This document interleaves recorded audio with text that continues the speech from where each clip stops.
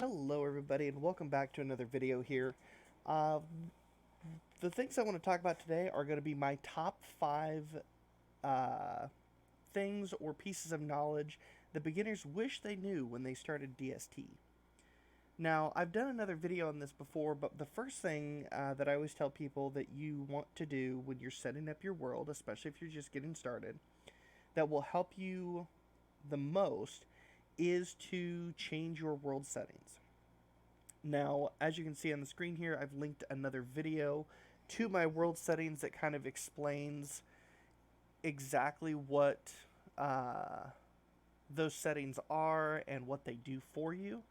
But just know that proper world setup will do wonders for your survival. So, number 2, exploration.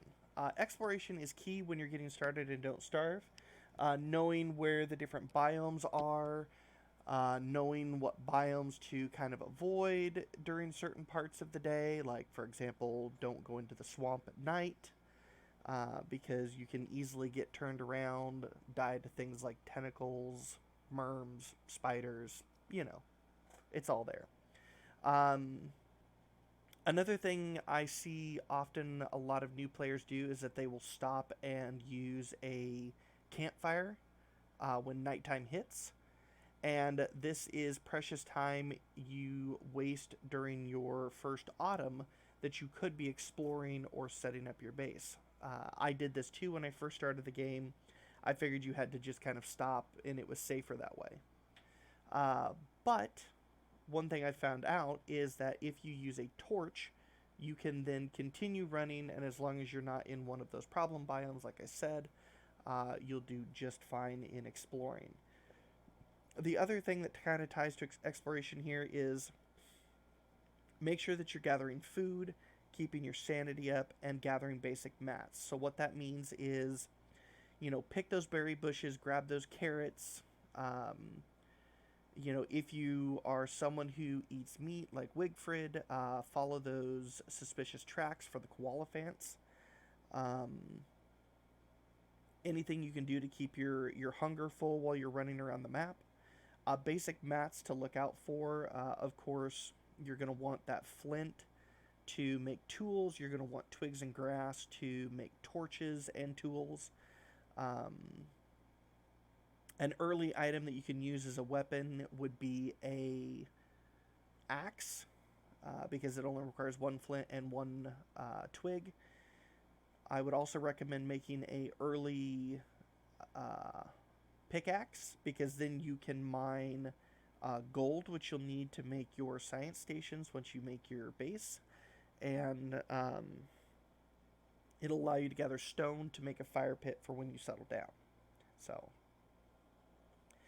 number 3 here, places that you usually want to avoid when you go to set your base up. So, you've already explored the map, you know where most of the biomes are, you have a pretty good idea of where you want to start to base at.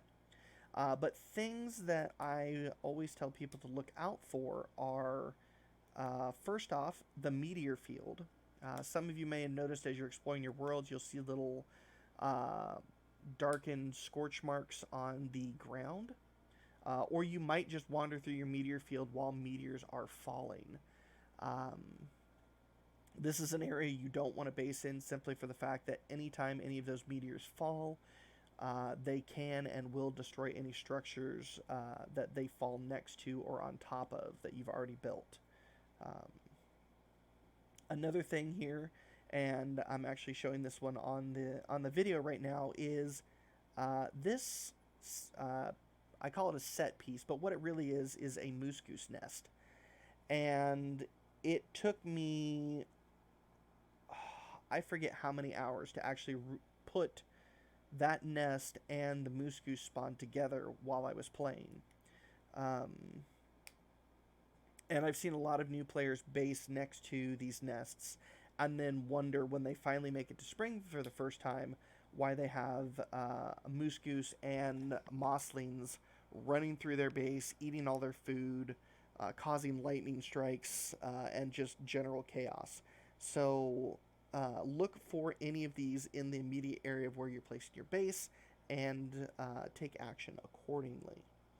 Unless you are Wirt, I would highly recommend not basing in the swamp, just because of the general hazards and dangers that the swamp presents to pretty much 90% of the Don't Starve Together cast. Um, Wirt at least has some advantages in there where she's friendly to Merm. She can see where the tentacles are um, inherently and just, can kind of navigate it a little bit easier. But generally speaking, probably don't want to base in the swamp. Another place that I always tell people to kind of stay away from is sometimes you will come across bee biomes. Now, there's two variations of bee biomes. There's the generic bee biome that has the yellow honeycomb beehives that are the passive bees that just kind of come out, do their thing, and make honey for the nest. You want to avoid that one simply for the fact that in the spring, all of those bees will become angry and they will attack you, they will attack Chester, they will attack Glommer, they'll attack basically anything in the area. The other bee biome is a little more obvious on why you want to avoid it because of the fact that it has the angry beehives. Now you can recognize these easily because they're a little bit larger than the regular yellow beehives, and they're red. And every time you approach them, they will always spawn the red angry bees as well. So those are the places that I would avoid when looking to place my base down. Now, on the flip side of that, for number 4, things to look for as you're going around. I would look for mandrakes. If you happen to come across a mandrake, pick it up during the daytime. It will cause the mandrake to pop out of the ground, fall over, and allow you to pick it up and put it in your inventory. I would look out as you're exploring for any type of McTusk camp. These are identifiable by a kind of like a horseshoe-shaped icon on the ground. I'm actually showing one here so you guys know what exactly to look for. But it's good to take a mental note of those because you'll want to return here during the winter when McTusk has actually come back. Any type of set pieces, whether they be, very rare things like the Dev Graveyard or the Reed Trap, to anything that will give you, equipment, or maybe you found the set piece for trees and tree guards, or a clockwork monster next to a backpack, things like that. And then finally, the other thing that you want to look out for is in the deciduous biome near Pig King, you will find something called a Glommer statue. You really want to make note of where this is because you will want to revisit it on your very first full moon that you encounter while you play. And then finally here, where to set up your first base. This is a question I get a lot during my live streams.